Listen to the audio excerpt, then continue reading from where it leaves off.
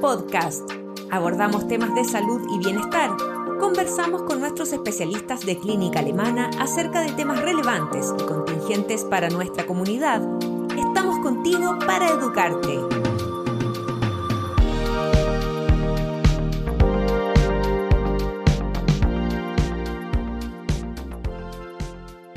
Junto con saludarlos, les cuento que hoy conversaremos sobre la influenza para despejar dudas que existen sobre la vacunación versus la vacunación contra el COVID-19.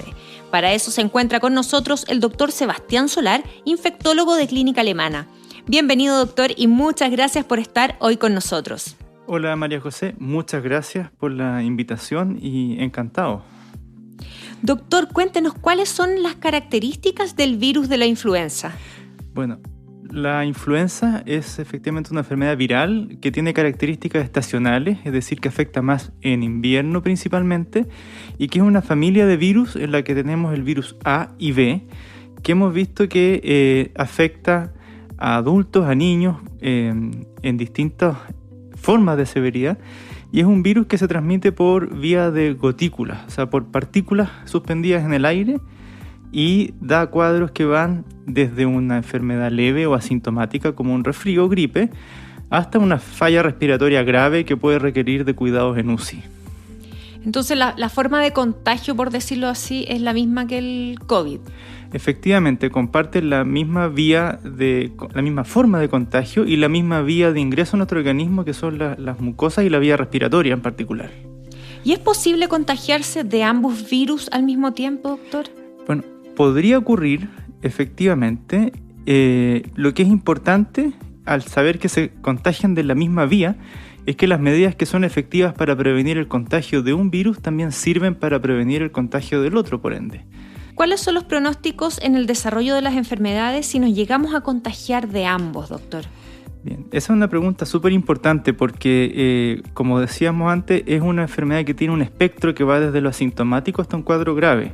Si revisamos las estadísticas anuales, en Estados Unidos el Centro de Control de Enfermedades registra entre un 3 hasta un 11% de la población afectada y no necesariamente se produce una sobresaturación de pacientes graves. Afortunadamente, la mayoría de los cuadros clínicos pueden ser leves a moderados y pasar con reposo en casa, ¿ya? Pero las personas que desarrollan dificultad para respirar, fiebre alta que no responden a los medicamentos, que empeora su estado general y no toleran, por ejemplo, la ingesta por boca de líquidos, alimentos o remedios, son personas que tengan o no los factores de riesgo, pueden tener una enfermedad más grave y hay que estar atentos a vigilarlo. ¿Y cuáles son los grupos de riesgo de la influenza? ¿Son similares a los del COVID? Efectivamente, aunque hay algunas variaciones, hay muchas cosas en común. O sea, las personas con un sistema inmune comprometido, que tengan alguna deficiencia, ya sea primaria o adquirida, que haga que sus defensas sean menos eficientes, las mujeres embarazadas, los adultos mayores, personas con enfermedades crónicas y cardiovasculares, obesidad, enfermedad renal crónica, por nombrar algunas de las más importantes, son factores de riesgo por una enfermedad más grave.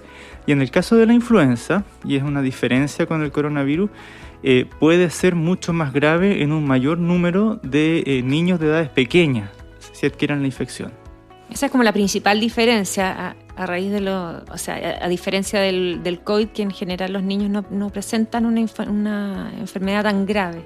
Claro, eso es bien destacable porque con COVID-19 efectivamente hay algunos cuadros clínicos más severos en niños, sobre todo con obesidad o con enfermedades de base, pero en el caso de la influenza es sabido de antes de pandemia, y por eso son un grupo objetivo en las campañas de vacunación, que los niños en edad pequeña son más vulnerables a hacer una infección grave por influenza.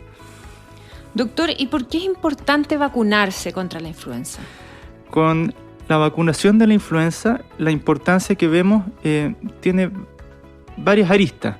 Una de ellas es disminuir el riesgo de que quien esté vacunado desarrolle una enfermedad grave. Y eso es súper importante, en particular en la gente que pertenece a los grupos de riesgo. Por otro lado, al estar mayor parte de la población vacunada, vamos haciendo una especie de bloqueo de que pueda circular la influenza, porque también ayuda, aunque con menos potencia, por decirlo así, que bajar los casos graves, ayuda a disminuir la transmisión de los contagios. Pero el objetivo primordial es disminuir la enfermedad grave por influenza. Por ejemplo, quienes tienen hijos pequeños, los padres, vacunarse contra la influenza sería una forma también de bloquear quizás el contagio para ellos. Efectivamente, se producen estas protecciones o de rebaño o de capullo en el caso donde hay una persona vulnerable. El personal de salud, por ejemplo, siendo gran parte del personal de salud personas que no tienen factores de riesgo para enfermedad grave, al estar en contacto con gente más vulnerable, protege a los pacientes el hecho de que estén vacunados en forma extensa. Doctor, metámonos un poquito más en detalle en los síntomas y complicaciones de la influenza. Si nos puede contar... Perfecto. A ver, yendo desde lo más básico, los resfríos o gripe son una forma de influenza. Por concepto general, por síntomas es muy difícil diferenciar si se trata de una influenza o de otro virus respiratorio o del mismo coronavirus. Por ende hay que estar atento a la aparición de dolor de cabeza, fiebre, dolor de garganta, aparición de congestión nasal o moco, tos, dificultad para respirar y algunos síntomas gastrointestinales como náuseas, vómitos, que son más frecuentes sí por lo que describen algunas series en niños. Pero ninguno de esos por sí solo es distintivo y una de las cosas que se ha aprendido a vigilar a nivel de toda la población y no solo de los expertos es cuál es el virus predominantemente circulante. Entonces, como ahora, en este tiempo de olas pandémicas, es coronavirus lo principal, vamos a pensar primero o sospechar primero en coronavirus y si los exámenes para ello son negativos, vamos a considerar otros virus respiratorios. Dentro de eso, influenza es súper importante tenerlo presente, aunque con la restricción de viaje y con las medidas de precaución de transmisión de coronavirus circula menos, pero no se nos puede salir del pensamiento sospecharlo cuando tenemos síntomas que sean característicos. Y específicamente, además del examen PCR que podría marcar la diferencia, ¿cómo diferenciamos los síntomas o se pueden mezclar? ¿Podemos errar solamente al guiarnos por los síntomas? Podríamos errar, podríamos bajar el perfil y con eso podríamos exponer a mayor número de casos secundarios. Tenemos bien normalizado tener influenza o tener una gripe y por ende seguimos juntándonos con familiares o trabajando en la era previa a la pandemia. Hoy en día hay que tener un poco más de cautela y no tratar de adivinar la causa sin contar con los test. Entonces tenemos algunos test rápidos como de antígenos, tenemos los test de PCR, tenemos algunos paneles de detección molecular de virus respiratorio que son indicados por el médico tratante o el médico que evalúa en urgencia y permiten tener una aproximación o llegar a confirmar la causa precisa de la afección respiratoria de la persona. Entonces, como tiene implicancias de frenar casos secundarios, aun cuando creamos que pueda ser una influenza, es súper importante ir a hacer un descarte y con énfasis en descartar coronavirus por las circunstancias que estamos viviendo en estos momentos. Claro, si no existiera este virus, el coronavirus, inmediatamente pensaríamos que es una influenza probablemente. Tenderíamos a pensarlo y dentro de los virus respiratorios, como existen tratamientos dirigidos contra el virus de la influenza, puede tener beneficio para el paciente llegar a determinarlo con precisión. De otra forma sería tener el dato porque la mayoría de los otros virus respiratorios no tienen un tratamiento específico. Doctor, ¿y qué precauciones debemos tener si nos queremos vacunar contra ambos? Bueno, la campaña está abierta, la de COVID-19, para toda la población. Pero ¿qué pasa con la de la influenza? ¿Qué precauciones debemos tener para vacunarnos para uno de estos virus o para el otro? Claro.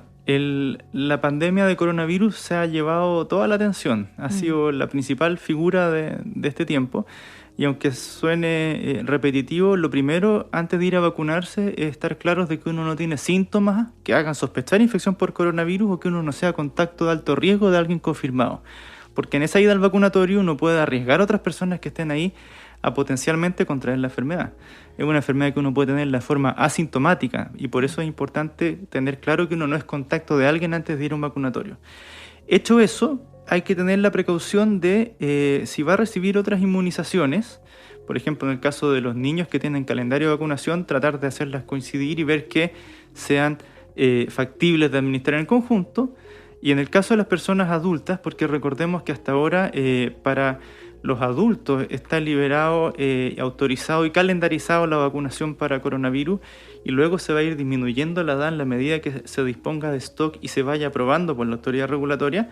Tener claro los tiempos de administración recomendados, y se recomienda una distancia de al menos 14 días entre dosis de vacuna de influenza y de coronavirus. Entonces, si yo recibo la vacuna de influenza, por ejemplo, para partir mi esquema de vacunación de coronavirus, es recomendable partirla 2 semanas después de ello. Y si ya recibí la primera dosis de la vacuna de coronavirus, debería esperar 14 días desde ella y recibir la de influenza, y luego 14 días después recibir la vacuna número 2 o de segunda dosis de la vacuna de coronavirus, en el caso de las que son de 2 dosis, que es la mayoría. ¿No hay problema que se retrase esa segunda dosis? No. Se podría postergar algunos días, lo que no se puede es adelantarla. Uh-huh. Ahora, lo ideal es ceñirnos a los calendarios y a los intervalos de tiempo recomendados. Pero si por un caso fortuito no es posible recibir en el tiempo exacto, hay alguna cierta movilidad de días.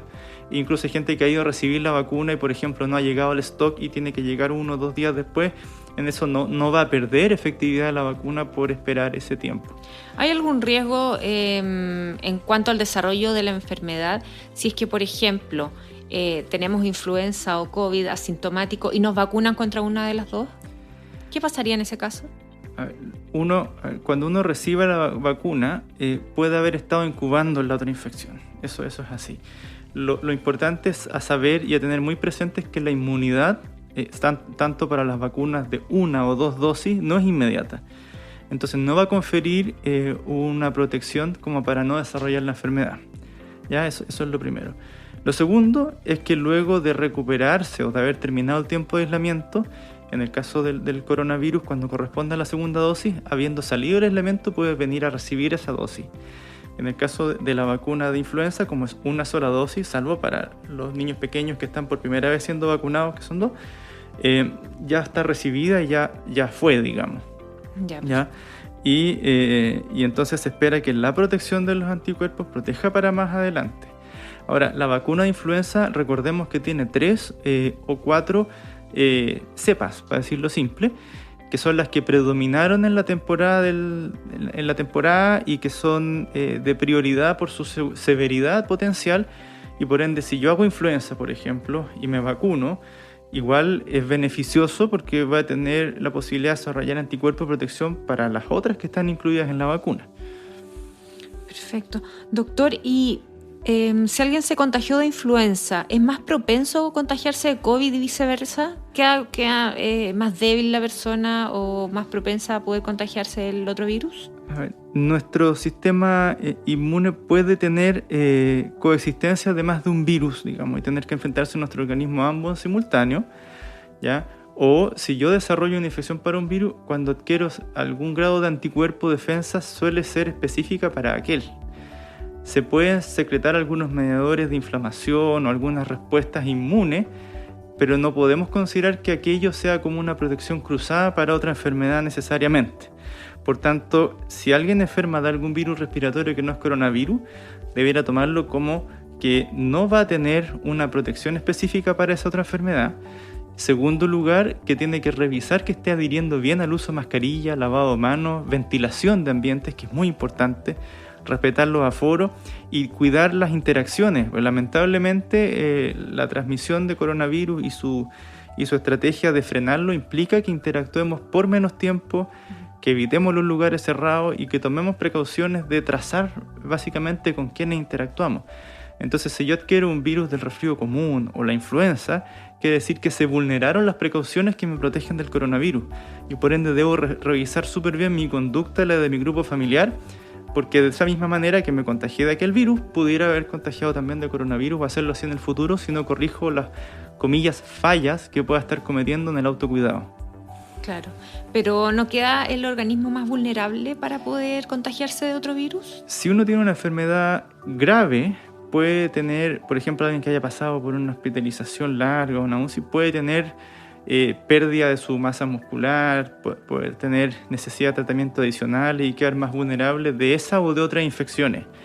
Pero no necesariamente, y puede ser un evento independiente, la infección por coronavirus u otro virus después de haber tenido influenza.